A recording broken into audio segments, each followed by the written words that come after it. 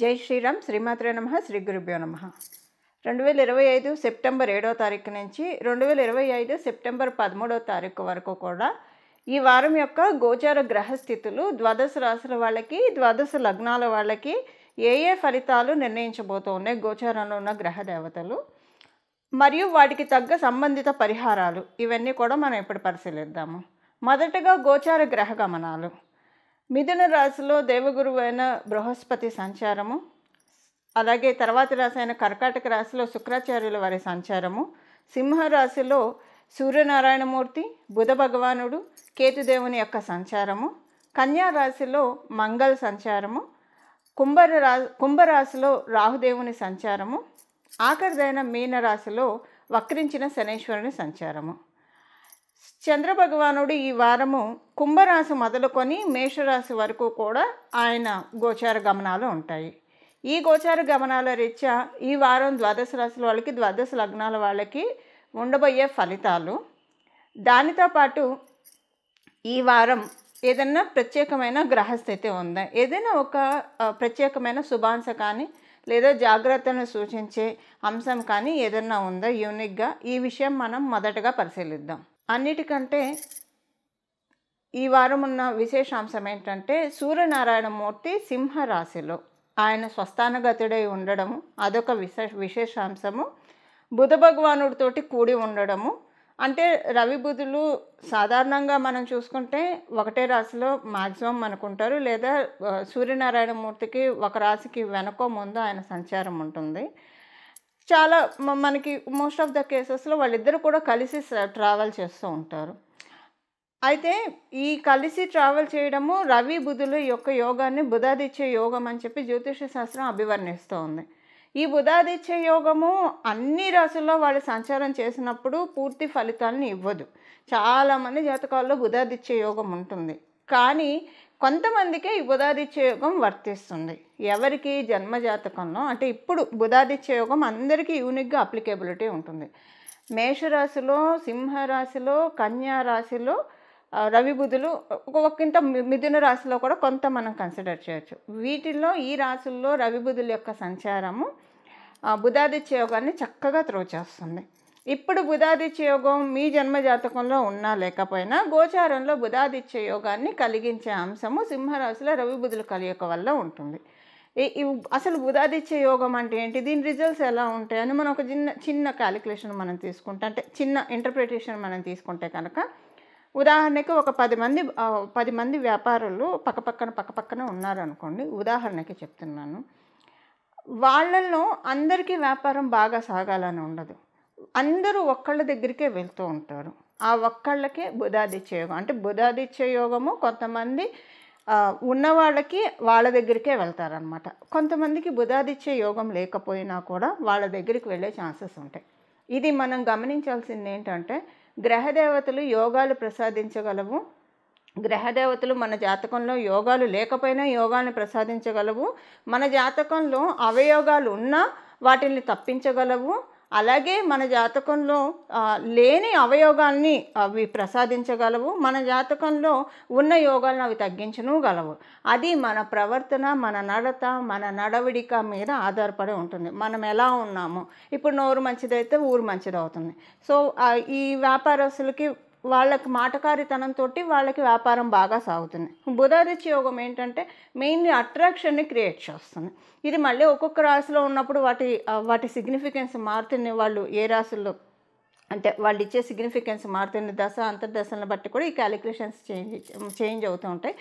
But ఇప్పుడు ఏంటంటే మనకి ఓవరాల్గా గోచారంలో బుధాదిత్య యోగము ప్రతి రాశి వాళ్ళకి, ప్రతి లగ్నం వాళ్ళకి కూడా అప్లికేబిలిటీ ఉంటుంది.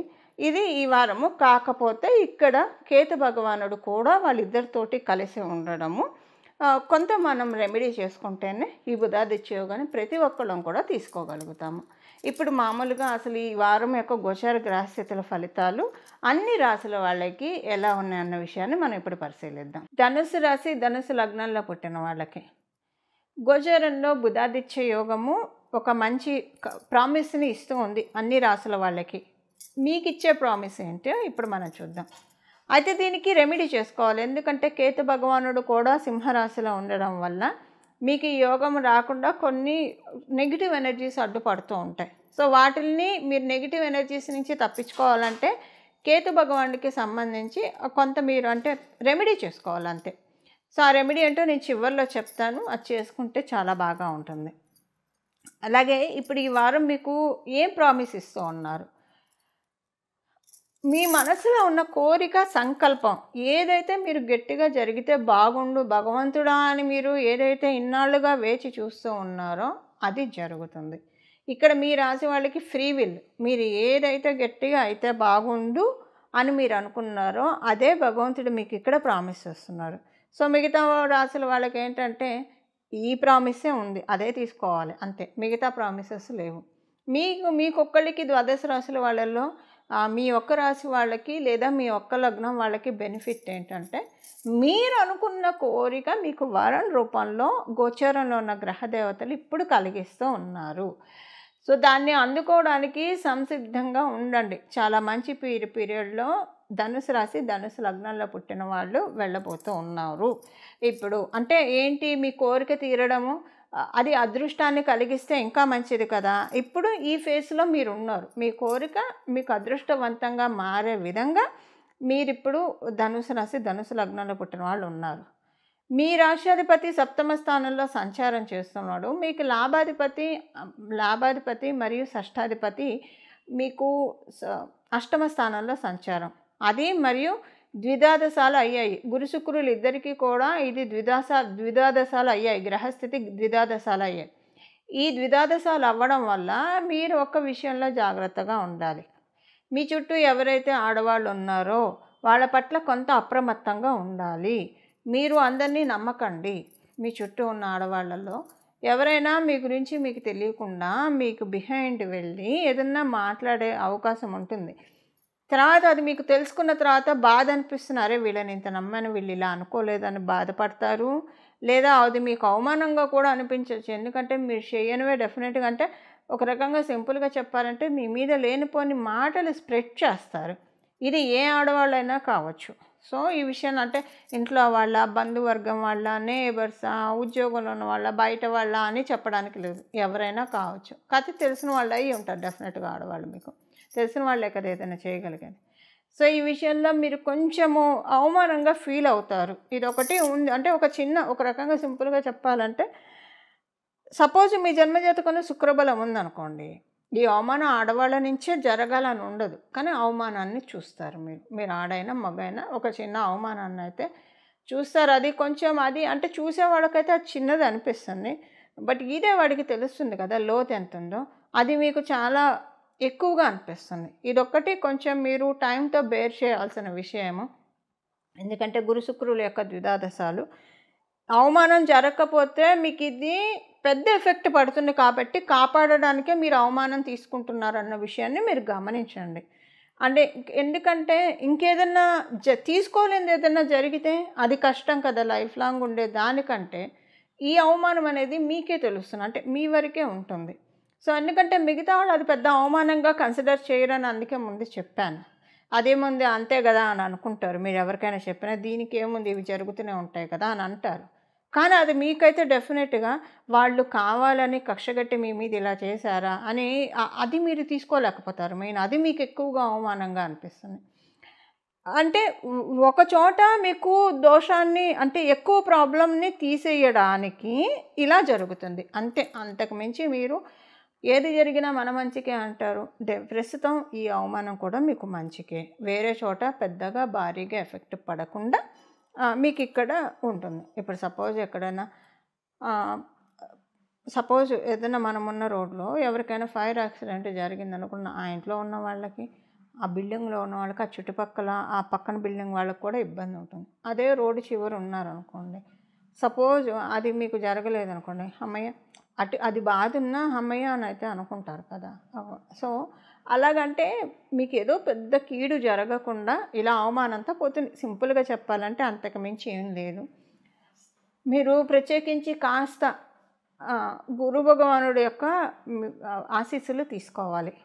గురు భగవానుడికి సంబంధించినవి ఏదైనా చేయండి. దక్షిణామూర్తి స్వామివారిని పూజిస్తారా, దత్తుడిని పూజిస్తారా, గురు రాఘవేంద్ర స్వామివారిని పూజిస్తారా, లేదా కృష్ణ పరమాత్మని పూజిస్తారా, సాయిబాబాని పూజిస్తారా? గణేశుడు కూడా గురువు అని అంటాం. శ్రీ గురు గణేష అని మనం చెప్పుకుంటూ ఉంటాం. గణేశుడిని పూజిస్తారా? సుబ్రహ్మణ్య స్వామిని పూజిస్తారా? ఏదైనా సరే మీరు, ఎందుకంటే సుబ్రహ్మణ్య స్వామి కూడా మనము అంటే జనరల్గా చెప్తూ ఉంటాం కదా, శ్రీ గురునాథ సుబ్రహ్మణ్యం అని చెప్పుకుంటూ ఉంటాము. సో అలాగా ఇలా మీరు ఇష్టం అండి, ఏ దేవుడిని పూజిస్తారనేది మీ చాయిస్. లేదా మీరు ఎవరినైనా మీరు ఏ దైవం భావిస్తే ఆ దైవం మీ గురువు కింద లెక్క. సో కొంత బలాన్ని పెంపొందించుకోండి, దైవ బలాన్ని. సో దట్ మీకు ఏంటంటే ఈ అవమానం ఎక్కువగా బాధించకపోవడానికే ఇంతే, అంతకుమించి ఏం లేదు, ఉండకుండా ఉండడానికి. సో బుధాదిత్య యోగం అయితే డెఫినెట్గా ఒక మంచి వరాన్ని అయితే మీకు కలిగిస్తుంది. ఈ వరాన్ని తీసుకోవడానికి ఏం పరిహారం చేయాలో ఇప్పుడు మనం చూద్దాం. మెయిన్ ఈ వారము బుధాదిత్య యోగం ప్రతి రాశి వాళ్ళకి, ప్రతి లగ్నం వాళ్ళకి అప్లికేబిలిటీ ఉంది. ఇప్పుడున్న ఈ బుధాదిత్య యోగము మనకి కాలపురుషుడు కుండలిలో నుంచి 5వ స్థానంలో ఏర్పడడం వల్ల ప్రతి ఒక్కళ్ళకి కూడా వాళ్ళ అనుకున్న పనులు అవ్వడానికి అవకాశం ఉంటుంది. ఇది ఎవరెవరికి ఏ పనులు అవుతాయి అనేది మనం రాశుల వారీగా నేను చెప్పాను కదా ఆల్రెడీ, మీ రాశి వాళ్ళకి ఏం పనులు అవుతాయని చెప్పి. ఇప్పుడు అసలు దానికోసం అలా మనకి ఆ పనులు అవ్వడానికి కేతు భగవానుడు అడ్డు చెప్తూ ఉన్నాడు. కేతు భగవానుడిని మనం ప్రసన్నం చేసుకుంటే కనుక గోచారంలో ఉన్న బుధాదిత్య యోగాన్ని కంప్లీట్గా మనం అందుకోగలుగుతాం. దీనికోసం చేయాల్సిన పరిహారము ఈ వారం మొత్తం కూడా విష్ణు సహస్రనామం పారాయణం చేయడము. విష్ణు సహస్రనామం పారాయణం చేయడం సాధ్యపడని వాళ్ళు కనీసం వినడము, లేదా ఈ రెండు కూడా కుదరని వాళ్ళు శ్రీరామ రామ రామ అని మనసులో జపం చేసుకుంటూ ఉండడం. అసలు రామనామం తారక మంత్రం మనందరికీ తెలిసిందే, మోక్షప్రదం తారక మంత్రం అని మనందరికీ తెలిసిందే. ఈ వారం మొత్తం అసలు ఎప్పుడూ అనాల్సిందే, బట్ ఈ వారం మనకున్న యోగాన్ని మనం గోచారంలో ఇచ్చే యోగాన్ని మనం ఒడిసి పట్టుకోవడానికి ఎవరెవరి కామ్యాలను బట్టి వాళ్ళు అనుసరించి శ్రీరామ రామ రామ అని మనసులో అనుకుంటూ ఉంటే కనుక ఈ వారం అంతా బుధాదిత్య యోగం చక్కగా అందరం అనుభవించగలుగుతాము. మిగతా గ్రహస్థితులు ఇప్పుడు గురు శుక్రులు ఇద్దరూ కూడా ద్విద్వాదశాల్లో ఉన్నారు. ఇది కూడా ఒక మంచి అంటే శుభఛాయ పడిందని చెప్పాలి. సింహరాశి మీద ఆచ్ఛాదన, శుక్రభగవానుడి యొక్క ఆచ్ఛాదన కూడా ఉంది. ఎందుకంటే ఇటు రాశిలో శుక్రాచార్యుల వారు ఉండడం వల్ల కర్కాటక రాశిలో వ్యయ స్థానంలో, లాభస్థానంలో గురుడు ఉండడం, ఇది చాలా మంచి శుభ పరిణామం అని చెప్పాలి. ఇప్పుడు వచ్చే ఈ బుధాదిత్య యోగం, ఎన్నోసార్లు బుధాదిత్య యోగాలు కూడా గోచారంలో వస్తూ ఉంటాయి. అసలు ఇలాంటి రాశిలో ఉన్నప్పుడే బలం ఉంటుంది, వీటికి కూడా ఇంకా బలాన్ని చేకూర్చేది. అంటే డబల్ ఇమ్యూనిటీని, మంచి స్ట్రెంగ్త్ని ప్రసాదించే గోచారం క్యాలిక్యులేషన్స్ కూడా ఉండాలి. ఇప్పుడు అలా ప్రసాదించే క్యాలిక్యులేషన్స్ సూర్యనారాయణమూర్తి నుంచి, అంటే సింహరాశి నుంచి లాభస్థానంలో గురు భగవానుడు ఉండడం కూడా దీనికి చాలా తోడ్పాటునిస్తూ ఉంది. సో ఈ వారము భక్తి శ్రద్ధలతోటి శ్రీరామనామ జపాన్ని ఎవరైతే చేస్తారో ఈ వారం మొత్తం కూడా, మీరు విష్ణు సహస్రనామం రోజు పఠించే వాళ్ళు అయితే ఇక మీరు చూసుకోకర్లే. ఈ వారం రోజులు మీకు టెస్టింగ్ ఉంటుంది, మీరు చేసుకోలేకపోవచ్చు, ఏదో ఒక కారణాల వల్ల మీరు చేసుకోలేకపోవచ్చు. అందువల్ల ఖచ్చితంగా చేసుకోవడానికి ప్రయత్నించండి. ఇన్నాళ్ళు చేసుకున్న ఫలితము వస్తుంది, ఇప్పుడు చేసుకోవడం వల్ల రెట్టింపు ఫలితాన్ని మీరు తీసుకుంటారు. వినడం కానీ చదవడం కానీ. కొంతమందికి అంటే ఎందుకు చదవలేరు, రెగ్యులర్గా చదివేవాళ్ళు ఎందుకు చదవలేరు అంటే, మీరంతా చదవాలనే సంకల్పం పెట్టుకున్నా ఏవో కానీ అనివార్య కారణాలు రావచ్చు. అంటే అమంగళాలు చెప్పుకోవడం ఎందుకు, ఏదన్నా వినకూడని వార్త విని మీ గోత్రికులు ఏదన్నా ఒక పెద్దవాళ్ళు ఎవరైనా ఇది ఒక 11 రోజుల అశౌచం ఇలాంటివి ఏమైనా ఉండే అవకాశం కూడా ఉంటుంది. ఎందుకంటే కేతు భగవానుడు అడ్డు చెప్తున్నారు కాబట్టి. సో వీటన్నిటినీ మనం అధిగమించాలంటే నామజపానికి ఎప్పుడూ తప్పు ఉండదు. గీతాచార్యులు వారు చెప్పారు కదా, మనం ఏ భగవంతుని చూసుకున్నా చెప్పేది సర్వకాల సర్వావస్థల్లో వాళ్ళని ధ్యానించమనే భగవంతుడు మనకి చెప్పాడు. అసలు మనకి జీవితాన్ని ఇచ్చింది అందుకని. కాబట్టి నామజపానికి ఎలాంటి తప్పు లేదు. కాబట్టి హాయిగా శ్రీరామ రామ రామ, మీరు విష్ణు సహస్రనామం చదువుతూనే ఉన్నారనుకోండి, ఇలా కూడా అనుకోండి, చక్కగా ఇంకా మంగళాలు జరుగుతాయి. అలాగే రాత్రిపూట ఇప్పుడు ఈ బుధాదిత్య యోగం జరుగుతూ ఉన్నప్పుడు లాభస్థానంలో గురు భగవానుడు కూడా ఉండడం వల్ల, గురు భగవానుడు అంటే సాక్షాత్ మేధా దక్షిణామూర్తి స్వామివారు, అలాగే శంకరుడు అని మనకి పరాశర సంహిత అభివర్ణిస్తోంది. దీంతోపాటు బుధాదిత్య యోగంతో పాటు కాస్త ఆర్థిక పుష్టిని కూడా మనం కలిగించుకోవాలంటే శివ శివ శివ శివ అని సాయంత్రం అయిన దగ్గర నుంచి అంటే రెండవ మధ్య దినంలో పొద్దున పూట అయిపోయిన తర్వాత సాయంత్రం నుంచి శివ శివ శివ శివ శివ అన్న నామమే దానికి అర్థమే శుభాల్ని కలిగించేవాడు. శివ అంటే అర్థం శుభం అనే అర్థం. శుభాన్ని కలిగించేవాడు కాబట్టి ఆయన్ని మనం శివ శివ శివ అని అంటూ ఉంటాం.